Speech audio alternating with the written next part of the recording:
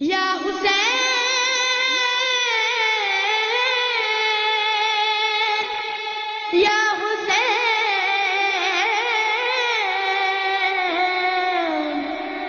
یا حسین یا حسین یا حسین یا حسین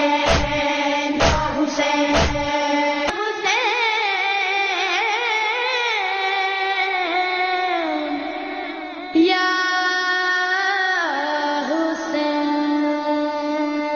حسین محمد مصطفیٰ و آل محمد مصطفیٰ و شہدائے کربلا ثواب سورہ فاتحہ۔ بسم اللہ الرحمن الرحیم، الحمدللہ رب العالمین الرحمن الرحیم، مالک یوم الدین، ایاک نعبد و ایاک نستعین، اہدنا الصراط المستقیم، صراط الذین انعمت علیہم غیر المغضوب علیہم ولا الضالین، اللہم صلی علی محمد و آل محمد۔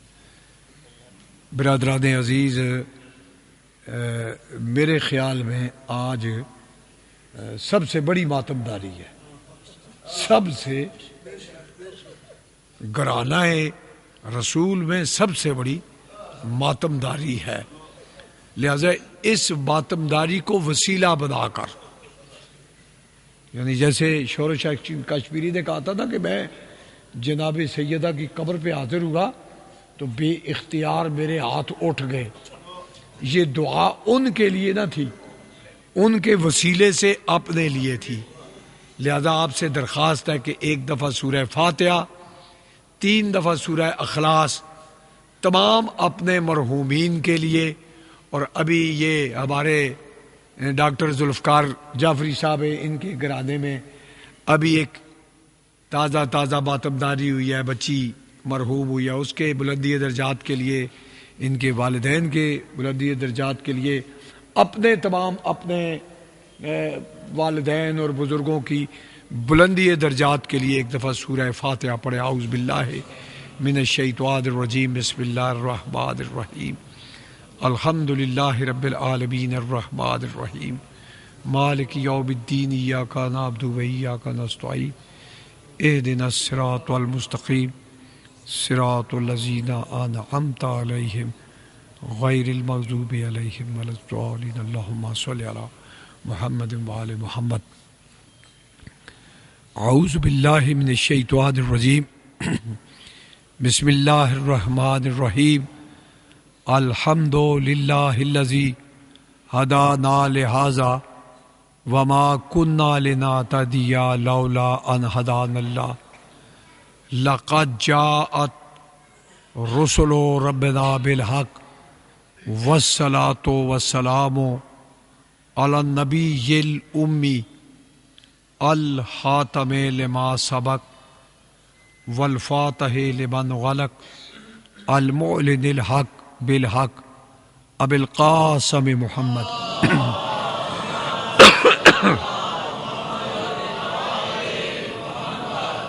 ثم الصلاۃ والسلام علی آلہ الطیبین الطاہرین المعصومین الذین اذھب اللہ عنہم الرجس وطہرہم تطہیرا۔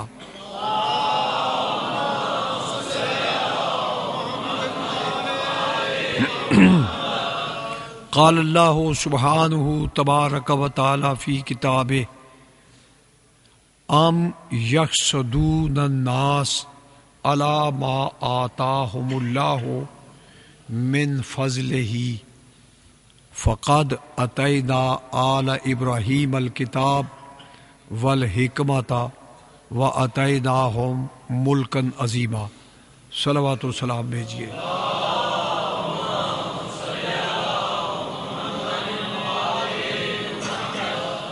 عزیزان گرامی قدر، اس آئے مجیدہ کے ذیل میں اسی امام بارگاہ میں جوانی کے دور میں کئی مجالس پڑھی۔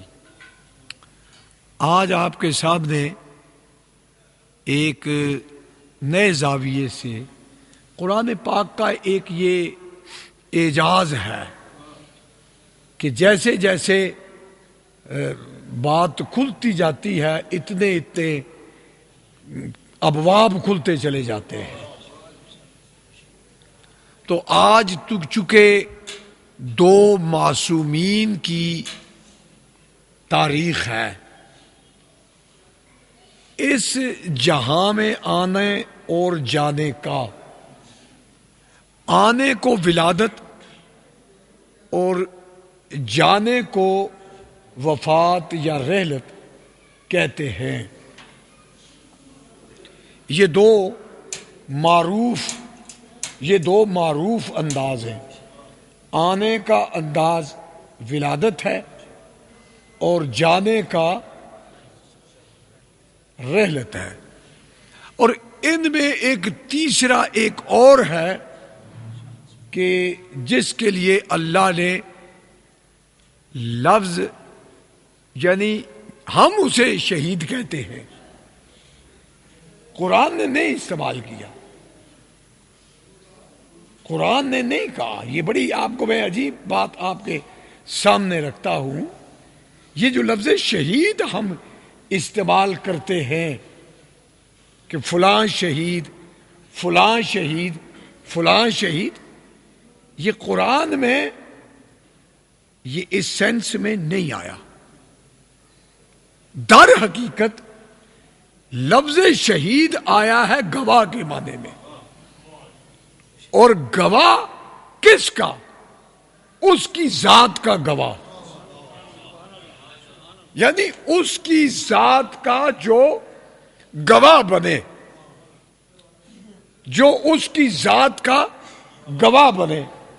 اللہ نے یہ نہیں کہا، شہید نہیں کہا، بلکہ یہ کہا ہے کہ لا تقولوا لمن یقتل فی سبیل اللہ اموات،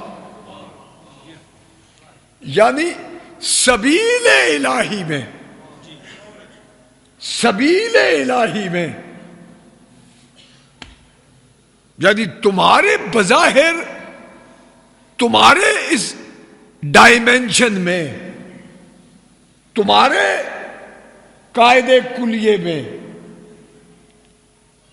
آیات اسے کہتے ہیں کہ جو یہ آپ کا پورا میکینزم کام کر رہا ہو تو آپ اسے زندگی کہتے ہیں.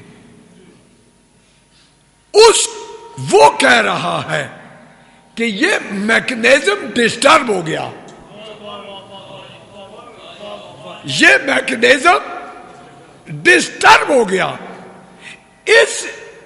چونکہ یہ میکینزم تمہارے شعور میں آتا ہے، لہذا تم اسے زندگی سمجھتے ہو.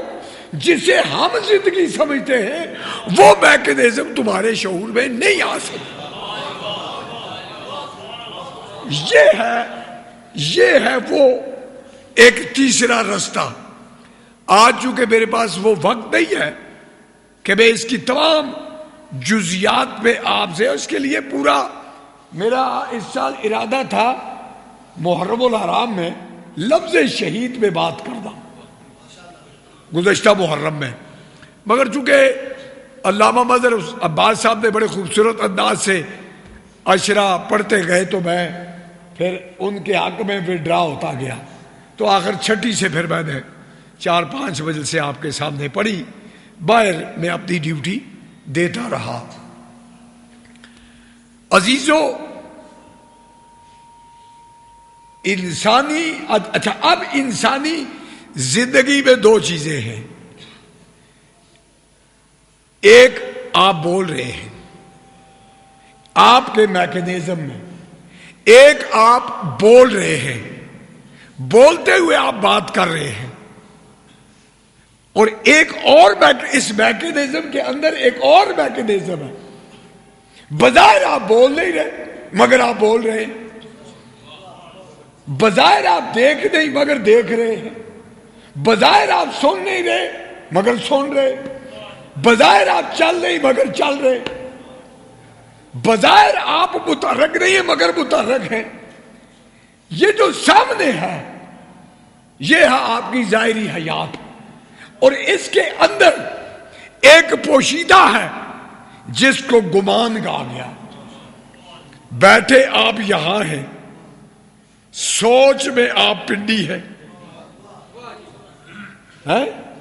تو اس ایک سوچ نے بتایا کہ انسان کے اندر ایک اور ایسا انسان ہے جو نہ زمان میں قید ہوتا ہے نہ مکان میں قید ہوتا ہے، تو وہ ہے انسان گمانی۔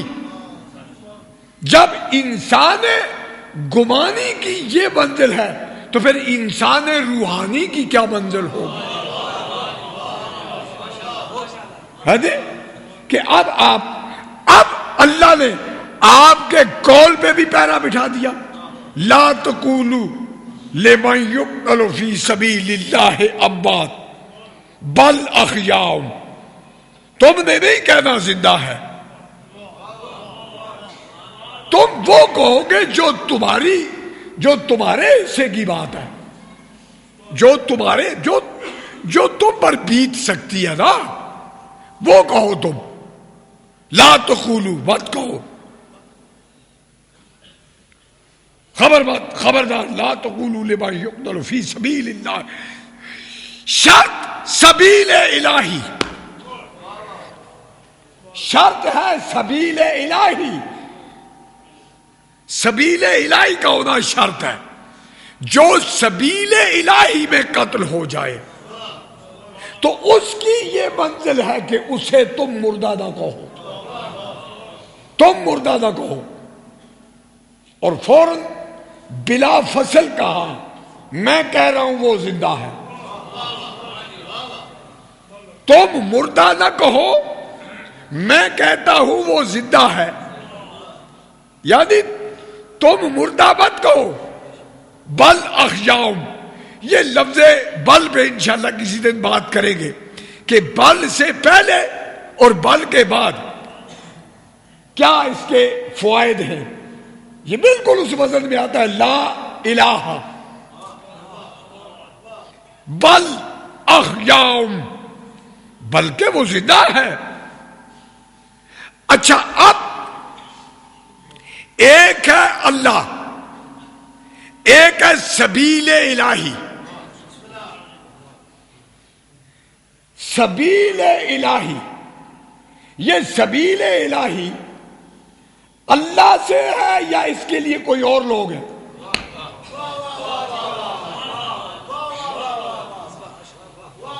اللہ نہیں ہے، سبیل کے لیے ضروری ہے کوئی ہو جو سبیل الہی ہو، ہے؟ تو جب سبیل الہی پہ قتل ہونے والا زندگی کے اس درجے میں آتا ہے،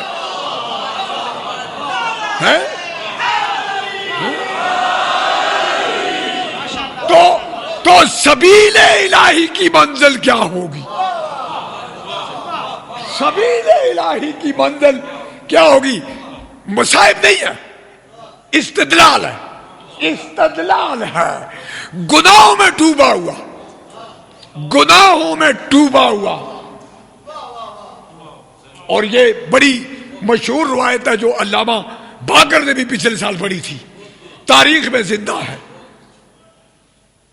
وہ سوچتا رہا، اس کا گھوڑا بھاگ گیا، کمانڈر تھا اپنی فوج کا، بھاگتے ہوئے گھوڑے کو دیکھا، اس نے دیکھا کہ اس کا گھوڑا بھاگتا ہوا گیا ہے، سبیل الہی کے قدموں پہ سر رکھ دیا،